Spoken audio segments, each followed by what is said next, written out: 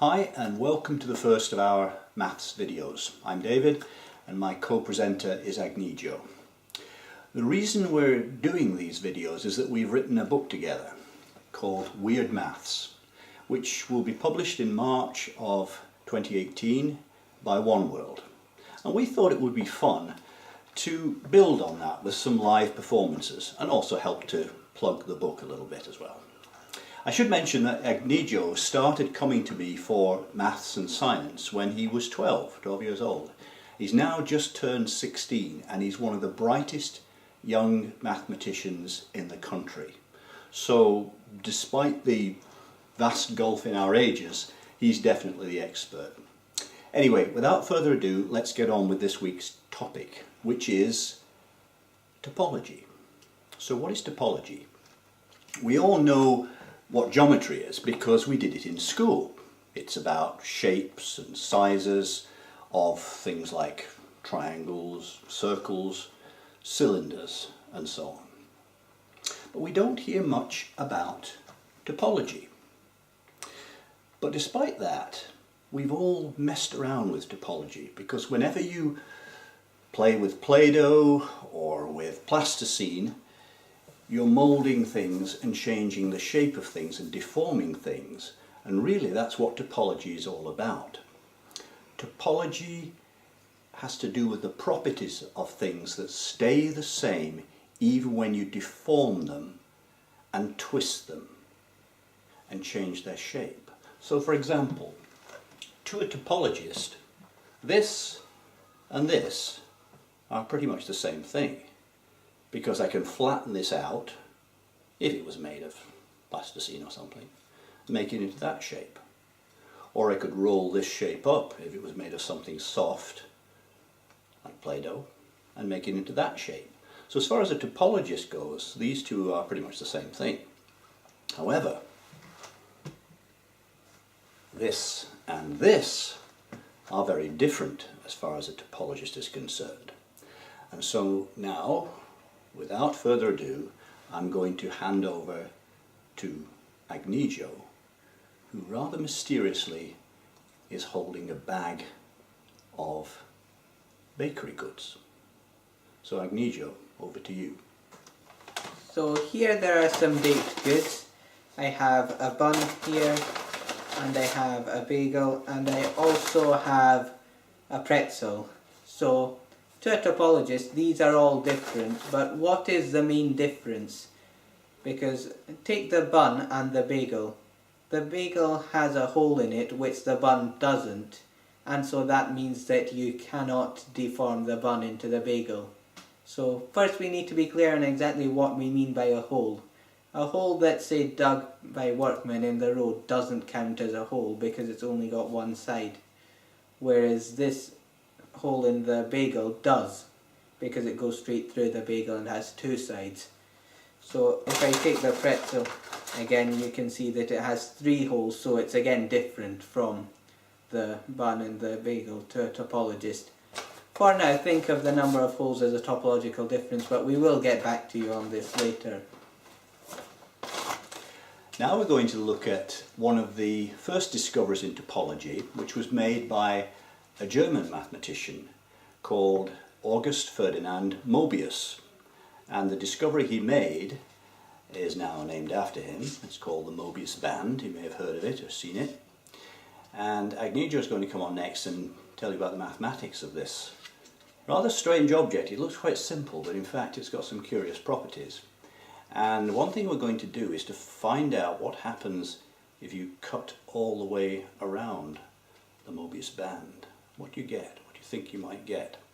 So over to Agnigio now for more on the theory behind the Mobius band. So to understand the Mobius band, it's easier if we first do it by analogy with this simple cylindrical band. First question, how do you make a simple cylindrical band? The answer is just get a long strip of paper and join the ends together. That's easy. So how do you make a Mobius band? It's much the same. You just get a long strip of paper and join the ends together, but this time you twist the paper before joining So this actually makes a big difference, because if you take the cylindrical band, there's just one outside, one inside. You've got two sides. This is obvious, but for the Mobius band, it's actually much less intuitive, because if you start here thinking this is the outside and trace along it, you actually get to the inside. So a Mobius band only has one side. And for now, think of the number of sides as a topological difference. And now we come back to the question, what happens when you cut a Mobius band in half? Well, what happens when you cut a cylindrical band in half? It's obvious, you just get two cylindrical bands. Now, with a Mobius band, it's a lot less obvious what happens. And in fact, the easiest way to find out is to do it.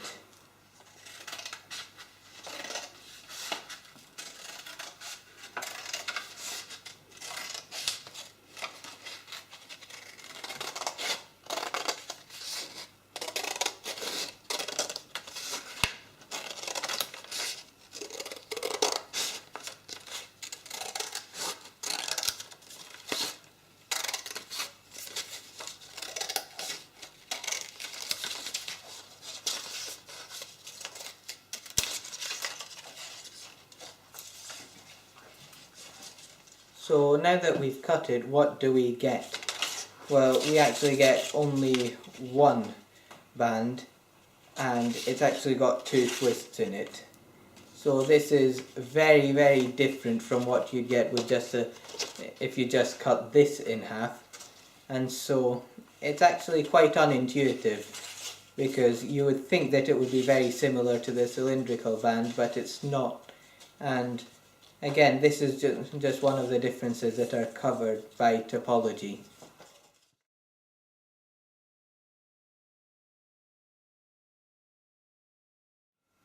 Okay, well, the final thing that we want to talk about today, and that topologists are interested in, is how things link together. And the example we're going to use are these three rings, which are very special. They look a little bit like the Olympic rings, but there's something rather peculiar about these. And we'll again let Agnejo tell you something about them, and also the history of them, because they go back a few hundred years, I believe. In fact, much older than that, if you go to the very origins of them. What is special about these is, and this is the only thing I know about them, is that they are a nightmare to make. You make three rings, but then you have to join them together in such a way that if you take one of these rings away, say that one, the other two will fall apart. So they're connected together in a rather interesting way, in that no two of them are joined together. It's only when all three are combined that they will hold together. Now, Agnejo is going to actually demonstrate that to you next, and he's also going to tell you a little bit about the background to them. So, the Borromean rings. So the Borromean rings have a lot of history. They go back quite far to Viking times. They've been used in Viking art, but their actual name comes from the Italian noble family of Borromeo, who used this pattern on their coat of arms. So, as David's already said, if you take away any one of these rings, the other two are easily separated, but when all three are combined, they can't be separated. They're all linked. So you can just see here that, yes, they are all linked. But now I'm going to cut one of them,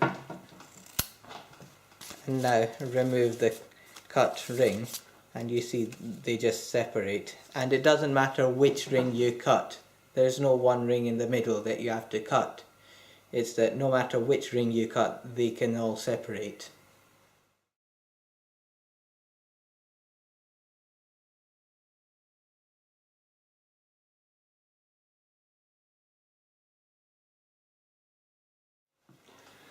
So I hope we've given you a little taste of what topology is about there.